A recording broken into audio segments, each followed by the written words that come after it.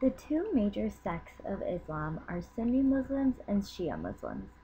There is conflict between the two sects that has been going on for hundreds of years and is still very relevant today.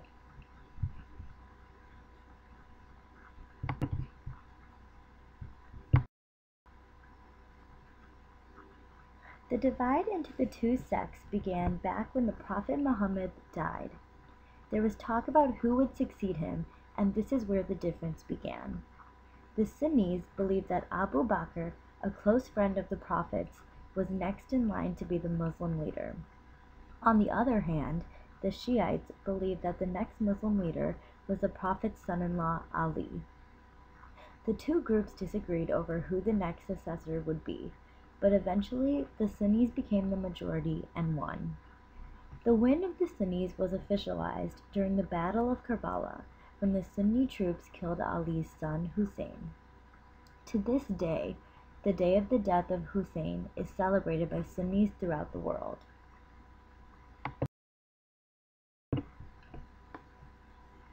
After this battle, the Shiites made their way to what is now known as Iraq. As time went on, various Muslims moved around the Middle East, going to Iran, Persia, and Turkey.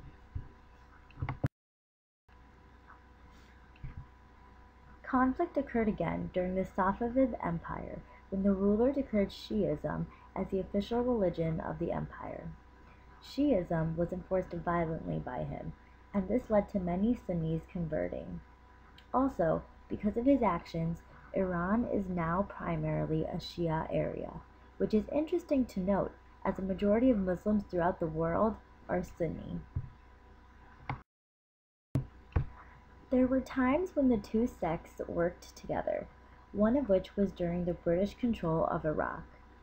Both the Sunni and Shia Muslims worked together to revolt against British rule and were ultimately successful, though the peace between the two sects did not last.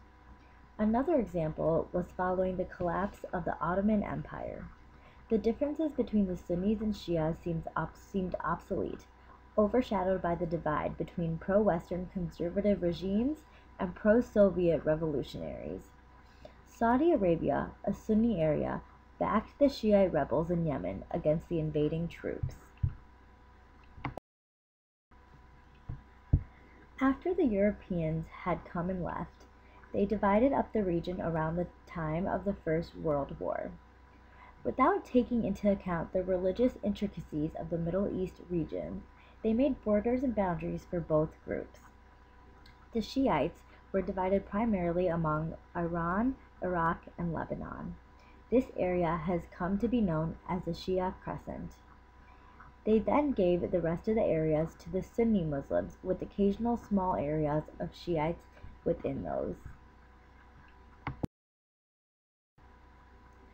This separation by an outside entity has led to oppression and power struggles between the two sects. The conflicts that have arisen due to the hatred between the two sects have a large impact on our world and lives today. For example, a constant issue brought up in the news is the Islamic State group, more popularly known as ISIS.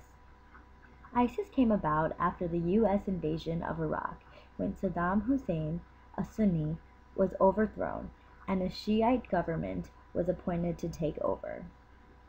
That government proceeded to marginalize the Sunnis, and now most of those disenfranchised Sunnis have gone on to form ISIS. Due to the initial oppression of Shiites by the Sunnis and the eventual oppression of the Sunnis by the Shiites, a terrorist group has formed in the area, a terrorist group that has such a big impact that it even affects America and its foreign relations.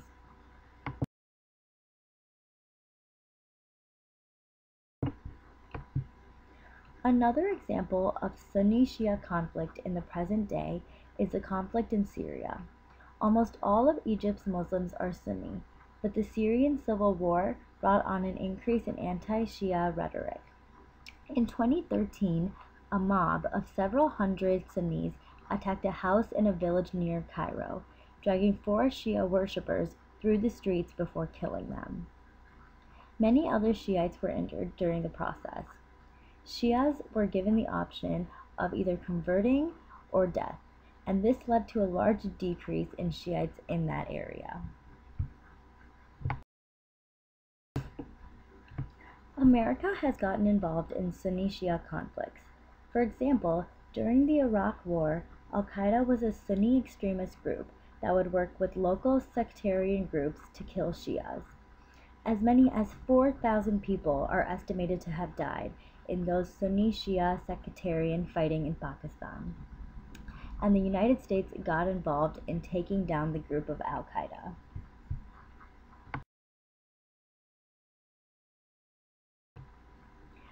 Traditionally, the United States' strongest allies in the region have been Sunni powers, such as Saudi Arabia, Egypt, and Jordan. But now, the United States is pursuing a nuclear deal with Shiite Iran and is working alongside Shiites in Iraq to try to destroy ISIS. But at the same time, Washington still supports Saudi Arabia, which is currently bombing Iran-backed Shiite rebels in Yemen. To America, the conflict is more political than it is religious, but to the Islamic sects, it is a matter of religion and years of oppression.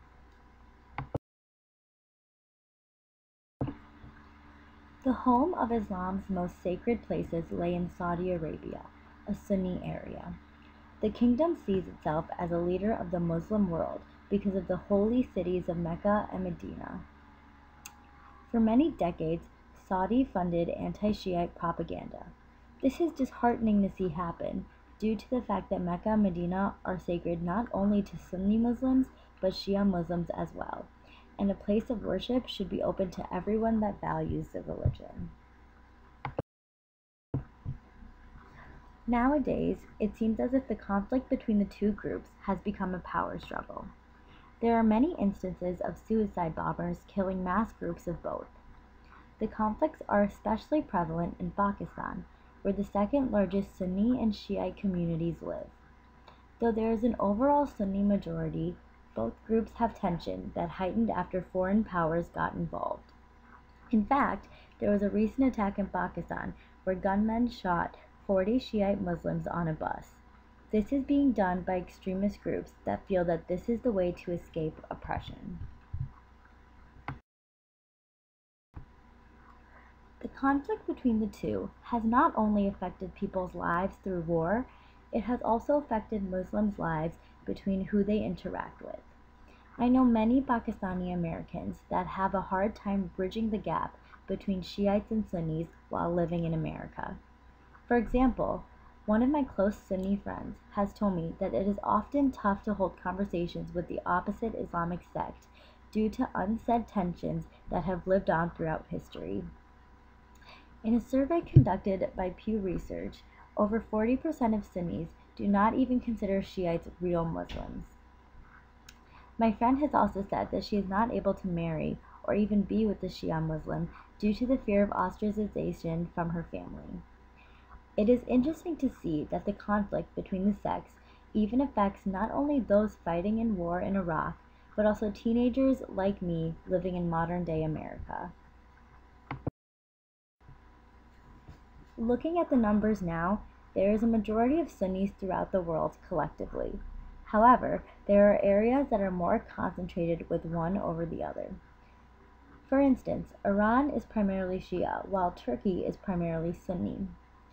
90% of all Muslims in the world are Sunni, so it is interesting to see that Shia is a majority in some very powerful regions of the world.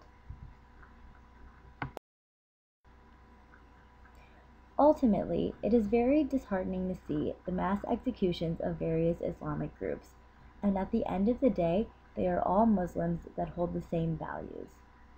Though there is the difference in the belief of who succeeded the Prophet Muhammad, I believe that the hate between the two groups should end, and that they should work together to bring peace and the word of Islam throughout the world.